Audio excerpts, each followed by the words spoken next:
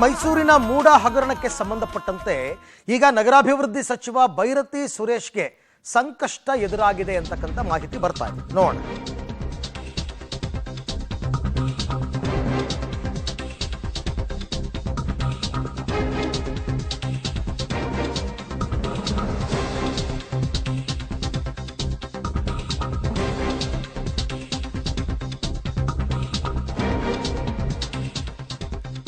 ಮೂಡಾ ಹಗರಣಕ್ಕೆ ಸಂಬಂಧಪಟ್ಟಂತೆ ಈಗ ಬೈರತಿ ಸುರೇಶ್ ಮೇಲೆ ದೂರೊಂದು ದಾಖಲಾಗಿದೆ.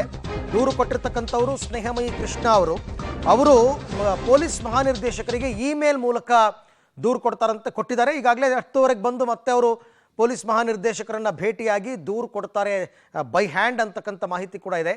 ಹೆಲಿಕಾಪ್ಟರ್ ಮುಖಾಂತರ ಕಡತಗಳನ್ನು ಇವರು ಹೊತ್ತೊಯ್ದಿದ್ದಾರೆ. ಮೂಡಾ ಪ್ರಕರಣಕ್ಕೆ ಸಂಬಂಧಪಟ್ಟಂತೆ ನಗರಾಭಿವೃದ್ಧಿ ಸಚಿವರು ಬಂದು ಹೆಲಿಕಾಪ್ಟರ್ನಲ್ಲಿ ಬಂದು ಮೂಡಾ ಫೈಲ್ಗಳನ್ನೆಲ್ಲ ಎತ್ಕೊಂಡು ಹೋಗಿದ್ದಾರೆ.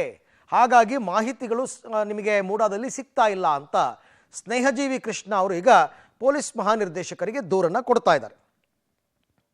ಈ ಬಗ್ಗೆ ಮತ್ತಷ್ಟು ಮಾಹಿತಿ ನನ್ನ ಕೊಲೀಗ್ ನರಸಿಂಹಮೂರ್ತಿ ಅವರಿಂದ ಪಡ್ಕೊಳ್ಳೋಣ. ಮೂರ್ತಿ, ಈ ರೀತಿ ಮೇಲ್ ಮುಖಾಂತರ ದೂರನ್ನು ಕೊಡಬಹುದಾ ಅಥವಾ ಬೈ ಹ್ಯಾಂಡೇ ಕೊಡಬೇಕಾಗತ್ತಾ? ಪೊಲೀಸ್ ಮಹಾನಿರ್ದೇಶಕರಿಗೆ ಯಾಕೆ ಕೊಡಬೇಕಾಗಿತ್ತು? ಈಗ ಅವರು ಸಚಿವರಾಗಿದ್ದಾರೆ ಅನ್ನೋ ಕಾರಣಕ್ಕ ಇದ್ರ ಬಗ್ಗೆ ಏನ್ ಡೀಟೇಲ್ಸ್ ಇದೆ? ಅರವಿಂದ, ಈ ಹಿಂದೆ ಮೂಡಾ ಮೇಲೆ ಲೋಕಾಯುಕ್ತದ ಪೊಲೀಸರು ದಾಳಿಯನ್ನ ನಡೆಸಬೇಕು ಅನ್ನೋ ನಿಟ್ಟಿನಲ್ಲಿ ಕೋರ್ಟ್ ನಿಂದ ಸರ್ಚ್ ವಾರೆಂಟ್ ಅನ್ನ ಪಡೆದುಕೊಂಡಿದ್ರು. ಈ ಸಂದರ್ಭದಲ್ಲಿ ಅಂದಿನ ಮೈಸೂರು ಲೋಕಾಯುಕ್ತ SP ಆಗಿದ್ದಂತಹ ಸಜಿತ್ ಅವರು ಈ ವಿಚಾರವನ್ನ ಸಚಿವ ಬೈರತಿ ಸುರೇಶ್ ಅವರಿಗೆ ಹೇಳ್ತಾರೆ. ಸಚಿವ ಬೈರತಿ ಸುರೇಶ್ ಅವರು ಬೆಂಗಳೂರಿನಿಂದ ಮೈಸೂರಿಗೆ ಹೆಲಿಕಾಪ್ಟರ್ ನಲ್ಲಿ ಬಂದು ಮೂಡಾದಲ್ಲಿದ್ದಂತಹ ದಾಖಲೆಗಳನ್ನ ತೆಗೆದುಕೊಂಡು ಬೆಂಗಳೂರಿಗೆ ಬಂದ್ಬಿಡ್ತಾರೆ.